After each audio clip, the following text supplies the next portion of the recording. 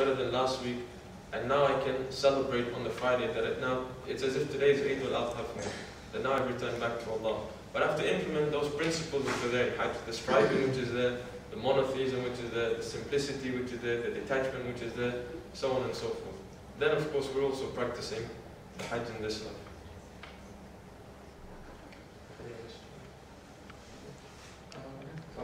One question for the Shaykh. Thank you for your short speech, which was very inspiring.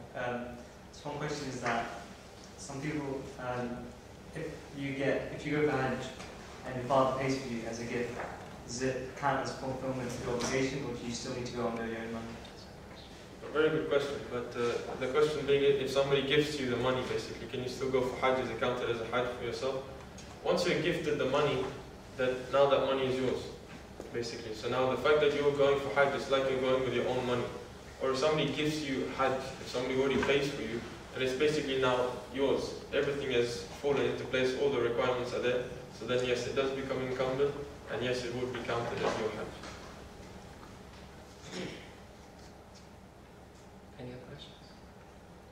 Sorry, it's another sort of big question almost, but if you have the money to go for Hajj and you sort of fulfill those criteria, but you don't go that year, or you don't go the year after, but you do plan to go, but for some reason you don't, where does it sort of fall under the category of you didn't go for Hajj when you could have?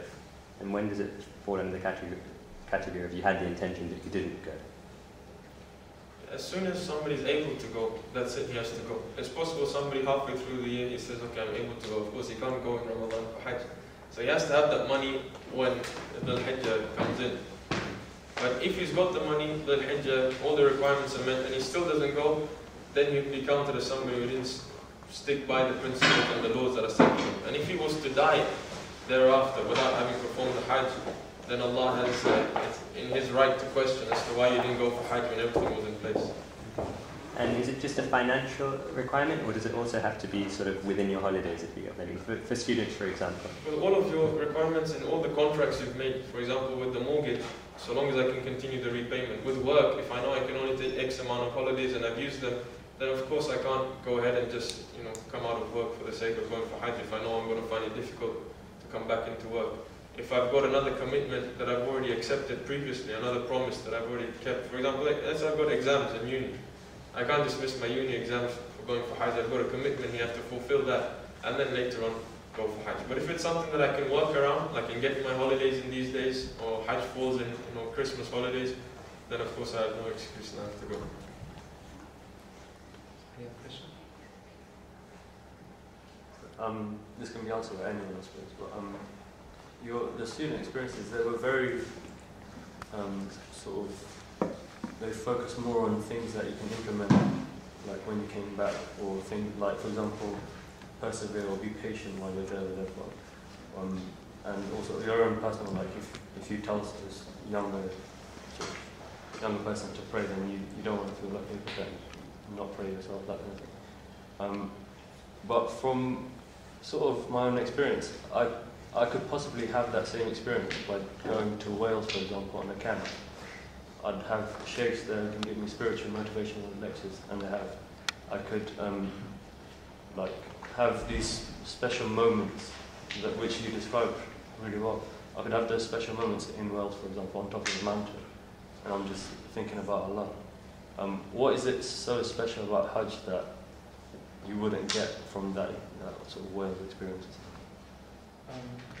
I can go first. The way I like to look at it actually is, I think it's because everyone's got a common goal. You've got all these millions of people around you. And I think, as Fatima correctly said, all these new people that you end up meeting and stuff, who are pretty much going there for the same reason, and they're going there for the same rights. They're going there for the same landmarks. They're going there for God, basically, initially. If you want to go to a camp or a retreat, you're pretty much going there for yourself almost. But Hajj is, I mean, the way I looked at it is it was almost exclusively for God. You're doing it because you've been asked by for God, and you're also doing it for God when you go there. Well, that's how I look at it, at least.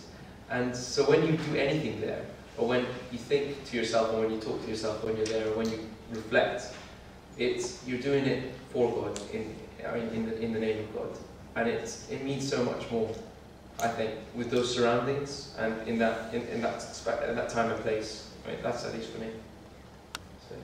Yeah, to add to that, I think what you said was a good point. We can get the solitude and get time to reflect in a park or be it in Wales or wherever. But I think in Hajj, it's that atmosphere, you know, the crowds of people, you know, the heat. That's what's going to like push you to your limits and boundaries, and that's what's going to really, really test you, I think. So I think it's the atmosphere that you get there, which you're not going to be able to replicate anywhere else. I think very similar. The environment that you have in Hajj, I have never had something like that. Especially the day of Hajj, you've got 5 million people literally doing the same thing, and it's pretty mind-blowing, to be honest.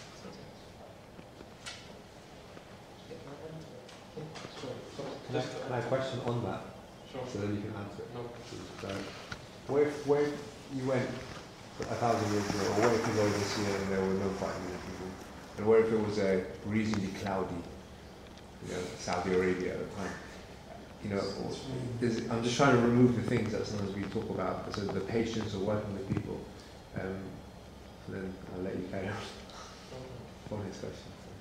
A couple of things. Firstly, it's obligatory, so we know it's the same as me asking, for example, if I can get the same benefit from my salah that I can get in doing some Buddhist meditation, why can't I do that? So it's obligatory, number one, we put that aside, we have to do that. Secondly, there's somebody there who's not going to be, may not be with you in Wales.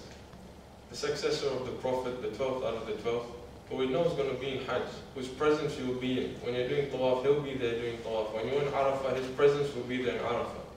Now, whether the Imam's going to be at the top of a mountain in Wales with you, unlikely, but possibly, inshallah. So that benefit that you reap just from the presence of the Imam being present with you in Hajj is extraordinary.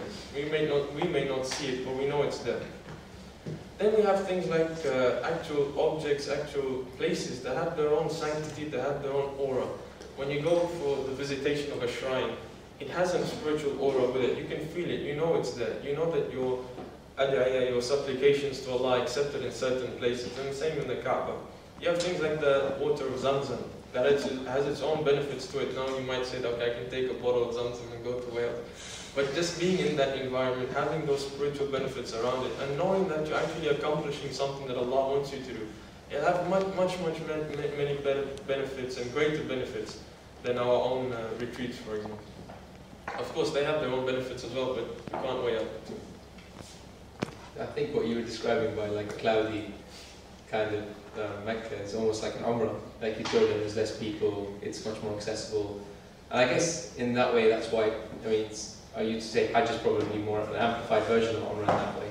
But I think the reason why Hajj is almost more spiritual in some ways is that you have to persevere more, you have to work harder for it almost, because you've got all these other obstacles and people around you. And I guess that's how I like to look at it. I think it's almost essential that it's that collective that's occurring on that day. But again, that's just movement. So. Can I just add just a bit? Just a note, all of you know, but Umrah and Hajj, there are differences as well. So when you do the Hajj itself, you go through stages of which you can go Umrah 200,000 times, but going through Arafat and Mina and the whole atmosphere with, with you collecting stones and all that, being devil and all the symbolic related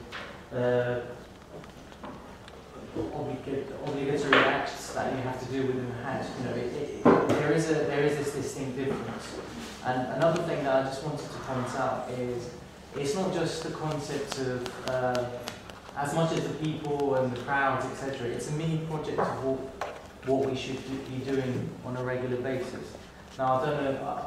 I came late, so I do apologize when we say the initial part of the event, but there's a hadith which they say is, it has been claimed that it's been narrated by Imam Sajjad, known as the Hadith of Shibli, that if anyone gets a chance to sit down and read that, I recommend you to go and read it.